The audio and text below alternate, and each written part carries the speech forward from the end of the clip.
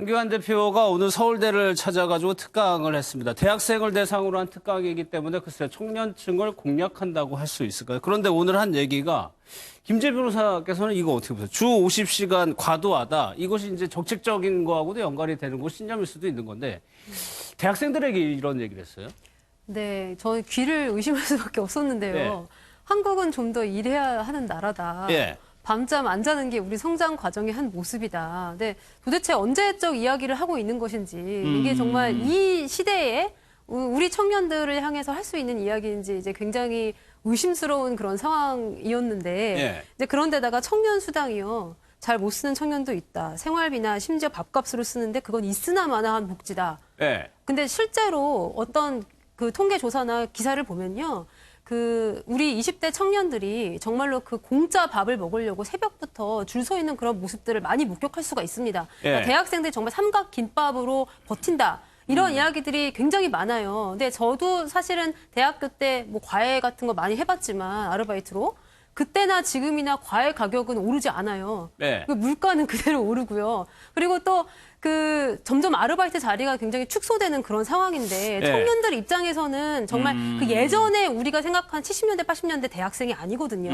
이제 그런 입장을 정말 제대로 이해하지 못하고 청년 수당이 필요 없다느니 아니면은 주 52시간제가 너무 과도하니까 좀 더 열심히 일을 해야 한다느니 이제 이런 네. 이야기는 지금 가뜩이나 앞날을 굉장히 어둡게 전망하고 있는 우리 청년들을 더 좌절시키는 이야기가 아닌가. 예. 그래서 어디서 이제 저런 자신감이 나오셨는지 모르겠지만 근데 조금 더 메시지 관리에 주의할 필요가 있는데 예. 단식 이후 좀 더 과감해지신 거 아닌가 이런 생각이 좀 듭니다. 학생들에게 대학생들에게 이런 얘기를 했어요. 그런데 이게 참 저도 보면서 장해찬 평론가님.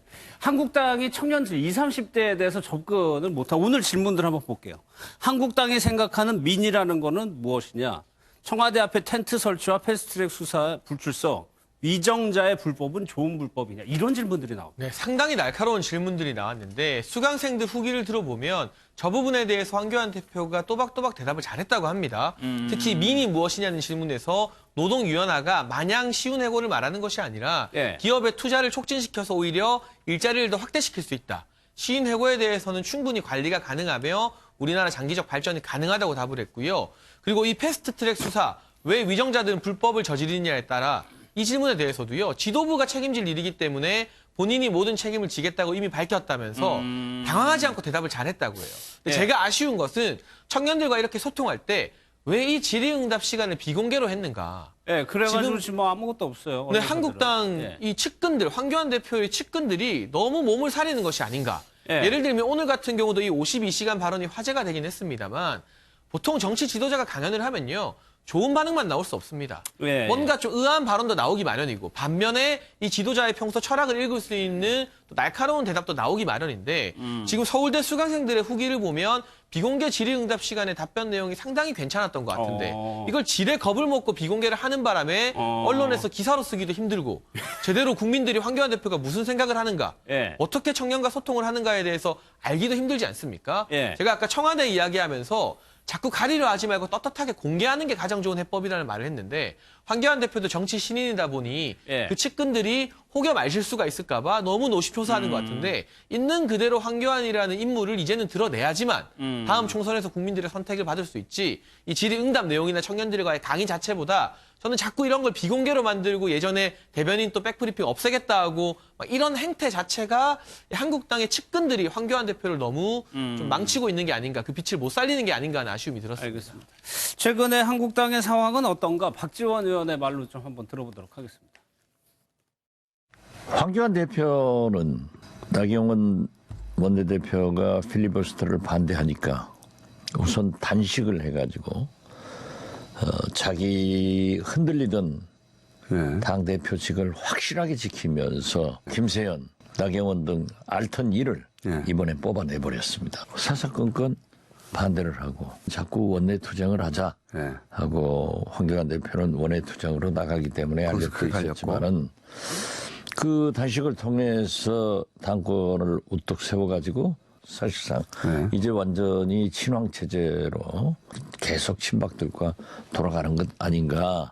원내대표 경선에서 친황, 친박파가 다시 당선이 되기 때문에 그럴 가능성이 그런다고 하면은 이제 걸림돌이 없는 거죠. 이종구 평론가 일단 당내 장악력은 상당히 높아진 것 같아요. 네, 그래서 그렇게 보입니다, 저도. 네. 그런데 지금 박지원 의원이 표현한 것에 대해서 저는 좀 다른 생각을 갖고 있는 게 네.